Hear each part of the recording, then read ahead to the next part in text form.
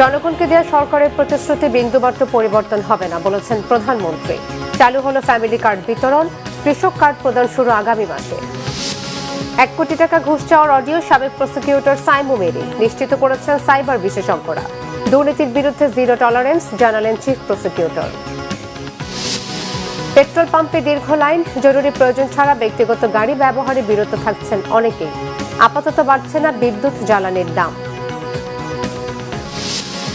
বিশ্ববাজারে কমছে জ্বালানি তেলের দাম। হরমুজ প্রণালীতে তেলবাহী ট্যাঙ্কার জব্দের চেষ্টা করলে ইরানে 20 গুণ বেশি হামলা, ট্রাম্পের হুঁশিয়ারি। দেখছিলেন কাউন্সিলমেন্ট সংবাদ শিরোনাম। এবারে বিস্তারিত। দায়িত্ব নেয়ার 1 মাসেরও কম সময়ের মধ্যে নির্বাচনী প্রতিশ্রুতি বাস্তবায়ন করল বিএনপি সরকার। প্রথম ধাপে ফ্যামিলি কার্ড দেয়া হলো 37,567 পরিবারের নারী সদস্যদেরকে। প্রধানমন্ত্রী তারেক রহমান বলেছেন, নারীদের অর্থনৈতিকভাবে স্বাবলম্বী করতে চায় সরকার। তিনি জানান, প্রতিশ্রুতি থেকে বিন্দুমাত্র না সরলেও মধ্যপ্রাচ্য সহ বৈশ্বিক বিবেচনায় বাকি কাজ বাস্তবায়নে কিছুটা সময় লাগতে পারে। তাই ধৈর্যের সাথে পরিস্থিতি মোকাবেলার আহ্বান জানান প্রধানমন্ত্রী। রিপোর্ট করছেন সিকান্দার রেমান। মোবাইল ব্যাংকিংয়ের মাধ্যমে সারা দেশে ফ্যামিলি কার্ড পাওয়া সবার কাছে আর্থিক সহায়তা পৌঁছে দেওয়া হয়েছে। বিএনপির নির্বাচনী প্রতিশ্রুতির অংশ হিসেবে এই ফ্যামিলি কার্ড বিতরণের কার্যক্রম উদ্বোধন করেছেন প্রধানমন্ত্রী তারেক রহমান। প্রথম ধাপে ফ্যামিলি কার্ড পাচ্ছেন 37,567 পরিবার। পর্যায়ক্রমে আগামী 5 বছরে 4 কোটি পরিবারের নারী প্রধানের কাছে ফ্যামিলি কার্ড পৌঁছে দেওয়া হবে বলে জানান প্রধানমন্ত্রী। বাংলাদেশের জনসংখ্যার অর্ধেক জনসংখ্যা হচ্ছে নারী। আমরা দৃঢ়ভাবে বিশ্বাস করি, এই অর্ধেক জনসংখ্যাকে যদি আমরা পেছনে রাখি, এই অর্ধেক জনসংখ্যাকে যদি আমরা এম্পাওয়ার না করি, তাদেরকে যদি ক্ষমতায়ন না করি, শিক্ষা এবং অর্থনৈতিকভাবে তাদেরকে যদি ক্ষমতায়ন আমরা না করতে পারি, তাহলে অবশ্যই দেশকে কোনোভাবেই সামনে এগিয়ে নিয়ে যাওয়া সম্ভব না। সরকার প্রধান বলেন, নির্বাচিত সরকারের কাছে অনেক প্রত্যাশা জনগণের। মধ্যপ্রাচ্যের যুদ্ধসহ বৈশ্বিক পরিস্থিতিতে নির্বাচনী প্রতিশ্রুতি বাস্তবায়নে কিছুটা সময় লাগতে পারে, তবে প্রতিশ্রুতি বাস্তবায়ন করা হবেই। সমসাময়িক ঘটনা, মধ্যপ্রাচ্যের যে পরিস্থিতি, সকল কিছু যদি বিবেচনা করি, তাহলে আমরা যে প্রতিশ্রুতিগুলো দিয়েছিলাম, আমরা অবশ্যই আমাদের প্রতিশ্রুতি থেকে বিন্দুমাত্র আমরা অবস্থান পরিবর্তন করব না।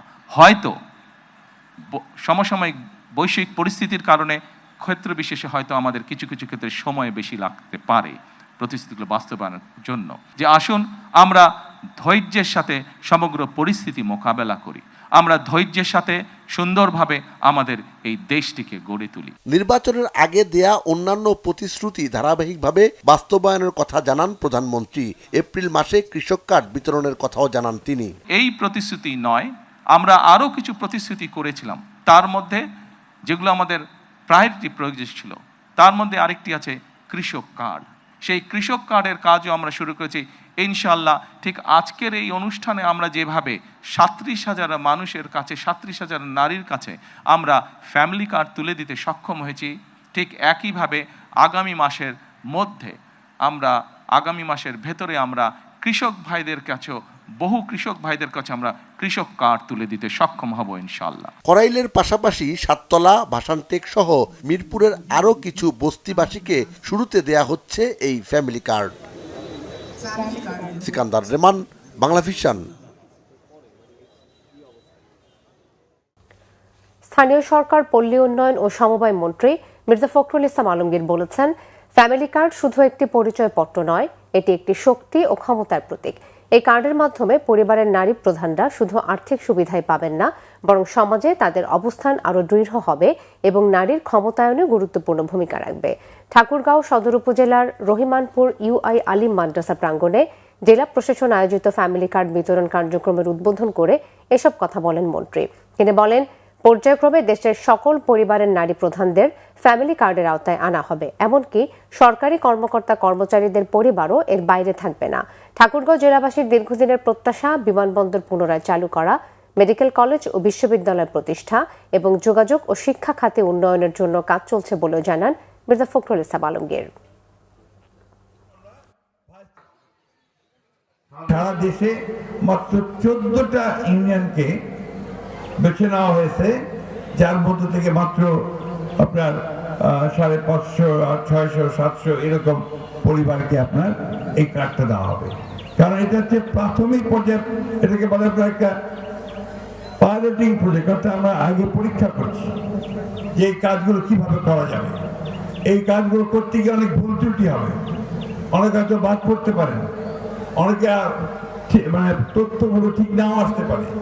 এই কাজটার মধ্য দিয়ে আমরা সেইগুলোকে শুধরে নেব।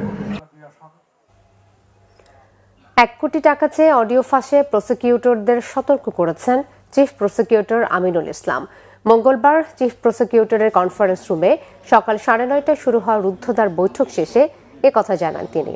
বলেন, কোনো প্রসিকিউটর কিংবা অন্য কেউ কোনো ধরনের অনিয়ম দুর্নীতিতে জড়িত থাকলে কঠোর ব্যবস্থা নেওয়া হবে। এসব ইস্যুতে গ্রহণ করা হবে জিরো টলারেন্স নীতি। সোমবার প্রসিকিউটর সাইমম রেজা তালুকদারের কোটি টাকার ঘুষ চাওয়ার অডিও ফাঁস হয়। তিনি চট্টগ্রামের রাউজানের সাবেক সংসদ সদস্য ফজলে করিম চৌধুরীকে খালাসের কথা বলে তার পরিবারের কাছে 1 কোটি টাকা ঘুষ চান। এদিকে একাধিক সাইবার বিশেষজ্ঞ বলেছেন, অডিওটি সদ্য পদত্যাগ করা প্রসিকিউটর সাইমম রেজা তালুকদারের। ফজলে করিম চৌধুরীর খালাসের বিনিময়ে এই টাকা দাবি করেছেন তিনি।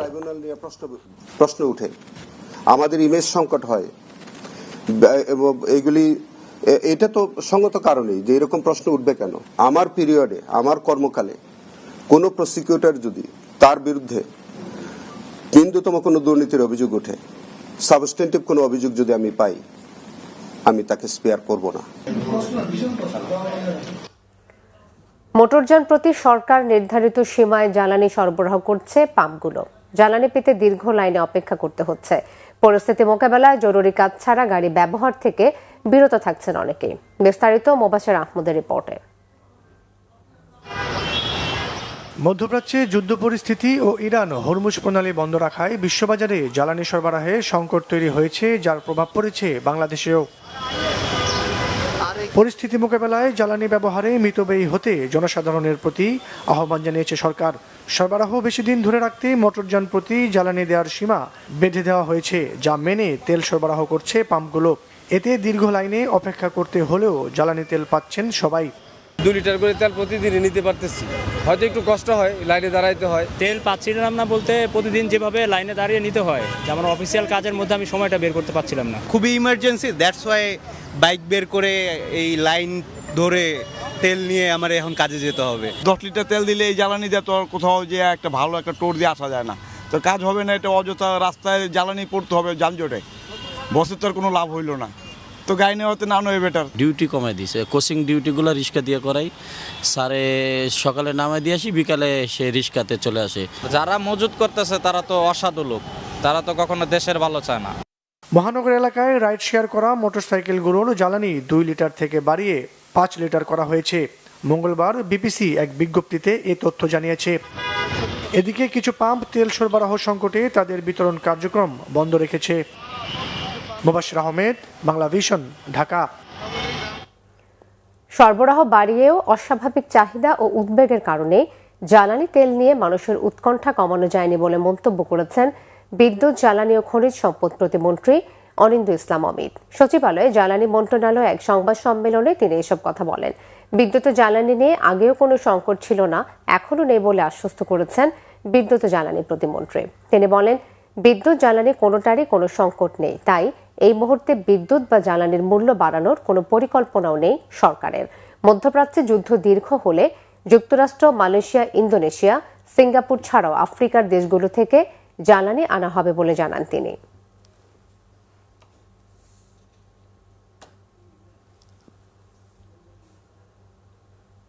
অকটেন এবং পেট্রোলে তো কার্যত কোনো সংকট নেই। আপনারা জানেন পেট্রোল কার্যত পুরোটাই আমরা বাংলাদেশেই আমরা নিজেরা উৎপাদন করি, আমরা পরিশোধন করি। অকটেনের সিংহভাগ আমরা কিন্তু আমাদের দেশ থেকেই কিন্তু আমরা এটি পরিশোধিত আকারে আমরা পাই, আমরা কিছু আমরা আমদানি করতে হয়। আমরা মূলত জ্বালানি আমদানি নির্ভর করি আমরা ডিজেলের জন্য, ফার্নেস অয়েলের জন্য। কিন্তু আপনি পেট্রোল পাম্পগুলোতে দেখবেন যে লম্বা লাইনটা মূলত মোটর বাইক এবং প্রাইভেট ভেহিকেলের, অর্থাৎ কোনো যৌক্তিক কারণ ছাড়াই উৎকণ্ঠা থেকে, উদ্বেগ থেকে তারা এই সংকটটা তৈরি হয়েছে। দেশের অর্থনীতিতে সামনে নতুন চাপের শঙ্কা দেখছে গবেষণা সংস্থা Centre for Policy Dialogue, CPD. মধ্যপ্রাচ্যে চলমান সংঘাত দীর্ঘায়িত হলে বাংলাদেশে তেল গ্যাসের দাম বাড়তে পারে, যার নেতিবাচক প্রভাব পড়তে পারে সামগ্রিক অর্থনৈতিক প্রবৃদ্ধিতে, বলছে সিপিডি। সিপিডি কার্যালয়ে আসন্ন বাজেটের সুপারিশমালা উপস্থাপনের সময় সিপিডি জানায়, সামনে অর্থনীতির জন্য বড় একটি অনিশ্চয়তা জ্বালানি খাত। মধ্যপ্রাচ্যে চলমান সংঘাত দীর্ঘায়িত হলে বিশ্ববাজারে তেল ও গ্যাসের সরবরাহ ব্যাহত হতে পারে। এতে দেশের বাজারে জ্বালানির দাম বাড়ার ঝুঁকি তৈরি হবে, মুদ্রাস্ফীতির উপর নতুন চাপ পড়বে। সিপিডি জানিয়েছে, জ্বালানি সরবরাহে বিঘ্ন ঘটলে মূল্যস্ফীতি নিয়ন্ত্রণের লক্ষ্য অর্জনও কঠিন হয়ে পড়তে পারে। বাংলাদেশ ব্যাংক যে 7% মুদ্রাস্ফীতির লক্ষ্য নির্ধারণ করেছে তা জুন 2026-এর মধ্যে অর্জন করা কঠিন হতে পারে বলেও সতর্ক করেছে সিপিডি। যুক্তরাষ্ট্র থেকে আমদানির উপর শুল্ক বাবদ রাজস্ব ছিল বাংলাদেশের $108.3 মিলিয়ন কিংবা 1327 কোটি টাকা। সুতরাং আমদানি কাঠামো যদি পরিবর্তন হয়, শুল্ক উদারীকরণ হলে এই পরিমাণ রাজস্ব হারানোর ঝুঁকি রয়েছে। 47টি মাথার খুলি ও মানবদেহের বিপুল পরিমাণ হাড় সহ মানব কঙ্কাল চক্রের 4 সদস্যকে গ্রেফতার করেছে পুলিশ। সোমবার রাতে রাজধানীর তেজগাঁও ও উত্তরা থেকে অভিযান চালিয়ে তাদের গ্রেফতার করা হয়। মঙ্গলবার দুপুরে রাজধানীর মিন্টো রোডে ডিএমপির মিডিয়া সেন্টারে সংবাদ সম্মেলনে তেজগাঁও বিভাগের ডিসি ইবনে মিজান জানান, অভিযান চালিয়ে তেজগাঁও থেকে জহিরুল, আবুল কালাম ও আসাদুল মুন্সিকে 3টি কঙ্কাল সহ গ্রেফতার করা হয়।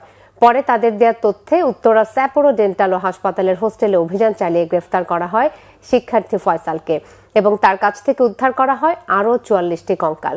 ইবনে মিজান জানান, গাজীপুর, ময়মনসিংহ, শেরপুর ও জামালপুরের বিভিন্ন কবরস্থান থেকে এসব কঙ্কাল চুরি করে শিক্ষার্থী ফয়সাল ও জহিরুলদের কাছে 5 থেকে 7,000 টাকায় বিক্রি করা হয়। পরে তা প্রসেস করে অনলাইনের মাধ্যমে 15 থেকে 17,000 টাকায় বিক্রি করে চক্রের সদস্যরা।